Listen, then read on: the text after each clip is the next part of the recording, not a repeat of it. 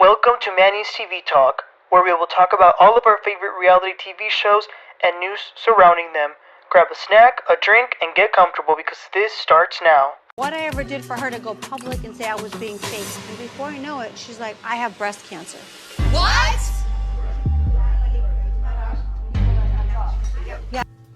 Hey everybody, welcome back. Today we're going to be talking about the new episode of The Real Housewives of Miami, that's season 6, episode 3. So we start with this little lunch that Guerdy and Larsa were having. Guerdy was starting to cry and Larsa says, "What are you crying about?" So Guerdy reveals to her diagnosis that she has breast cancer.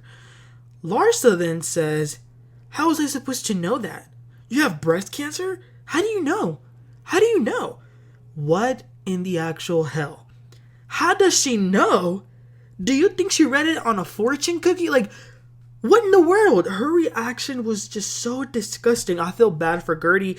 That's not how anyone should react when you tell them bad news. But Gertie begins to explain the diagnosis and what's next for her. So Larsa does say she feels sorry about that. But I mean, this woman was so cold. In the moment when Gertie revealed what she had, she didn't hug her or embrace her. It was really shocking. Another thing that Gertie says to Larsa is that no one really knows, so please don't go telling people. So they leave it at that. 6 hours later, not a day, not a week, literally 6 hours later that day, she tells some random friends.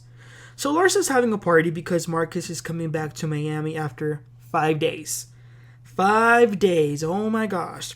So people begin to arrive. Lisa and her boyfriend came in matching, like, it was pretty cute. It was like Brittany and Justin.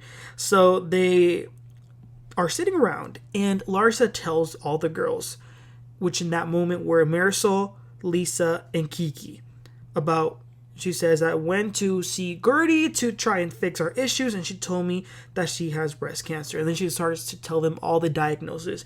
It was unbelievable. Marysol was very sad because a lot of her friends and family members of hers have been going through stuff. So then Alexia arrives and Todd did go. So then Larsa tells Alexia as well. Marcus gets home and he's confused at first. He's like, "Why are all these people here?"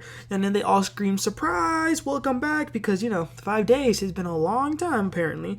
But things get a little bit weird. So Todd tells the group why he didn't go to Alexia's premiere party. He says that once he saw the guest list, he decided not to go because he didn't want to break bread with certain people. He says, "This specific person was trashing my stepson a few weeks before that."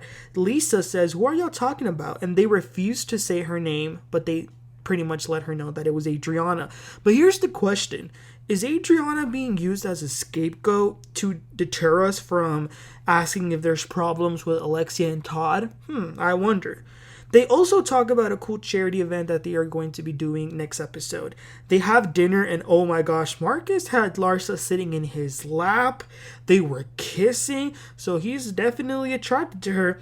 Then the girls and guys split up for a little bit. Turns out that Lisa is going to create a beauty and fragrance line, so that's really good. But they also ask her about her situation, how is she doing? And Lisa gets emotional and starts to say the things that Lenny has been doing to her. For example, he just doesn't respect her as the wife that she was, as the mother of his kids, and as someone who helped him grow his business. But the girls tell Lisa that she has to stop talking about Lenny. She needs to get over it because she's with a good man now. And I'm of two mindsets with this. And on one hand, I'll agree. Making Lenny such a big deal will only continue to hurt Lisa, but also could hurt her relationship with Jodi, because no man wants to hear about your ex. But on the other hand, we can't really expect her to be over with it so quickly. I mean, they were married for 2 decades. So let's just give her a little bit more time. So that was it for that scene. We then see my girl, Dr. Nicole. And Dr. Nicole and Anthony are doing what they would be doing. They're boat shopping. Damn, they're rich. Listen, I live over here in Dallas, Texas, so we don't really have an ocean near us to be going on boats.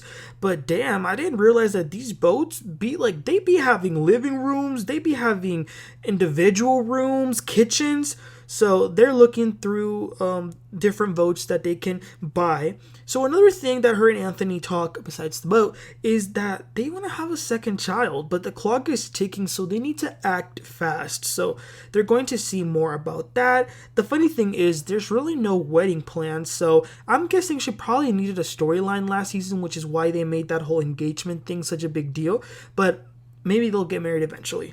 Okay, the next scene is Julia. Julia is such a mixed bag, which is, she's not necessarily my favorite, but I do enjoy the way that she's just different. Let's just say that. So she has decided to learn opera because Martina loves opera music and it means a lot to her. So Julia wants to learn a piece and wants to throw a party for Martina because she's healthy now and she will be performing this opera song for her at the party.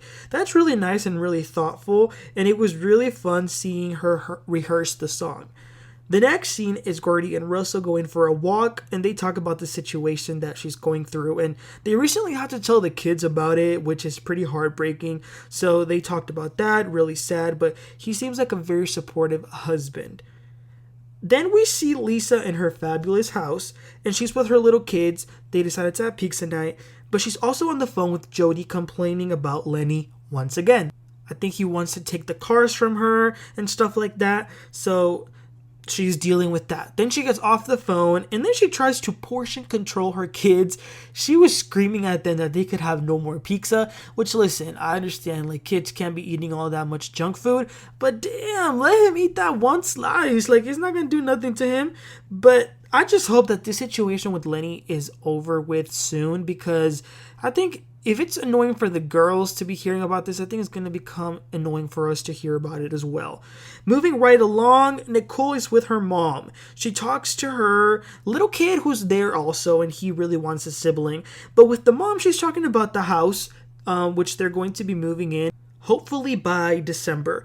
Of course, she tells her that they're trying to have a second baby, but with the wedding stuff, maybe she'll be engaged forever, she says, which I don't know. I find that a little bit odd, and I thought it was a major red flag that Nicole was talking about if she were to break up with Anthony, what would she do? And she seemed to have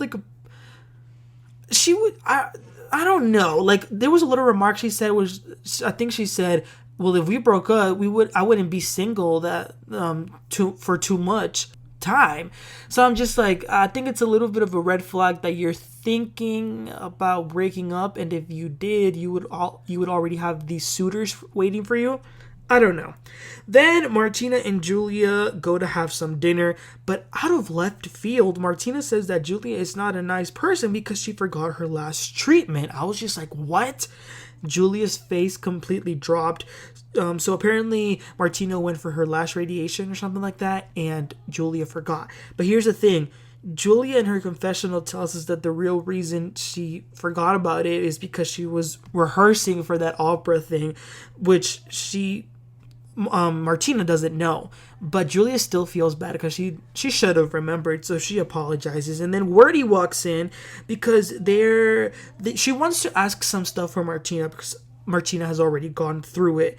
So Gertie is asking her some questions about radiation, chemotherapy, and it's going to be hard. It looks like Gertie is more nervous about the aftermath, like the surgery. I think she's like okay with that, but she's really concerned about the like chemo and all of that. So Martina is telling her about it, and she also wants to know like a more personal question. Did it make things bad when it came to intimacy? But Martina says not at all, so that's a little bit of a relief for her. Then the last scene is Larsa and Marcus at her apartment, and they're talking about the basketball game that they're going to be doing for Make-A-Wish Foundation, which I do love that they're doing that. So they're talking about that. They're kind of foreshadowing it because next week things are going to explode at this event with Marysol and Adriana. So that was it for this episode. Nothing too crazy. It was more of like personal stories this episode, but I really enjoyed it. What are your thoughts specifically about Larsa going around telling people about Guerdy's diagnosis, even though she told her not to? Let me know in the comments, you guys. Please don't forget to like and subscribe, and I'll catch y'all next time. You have a great one. Bye.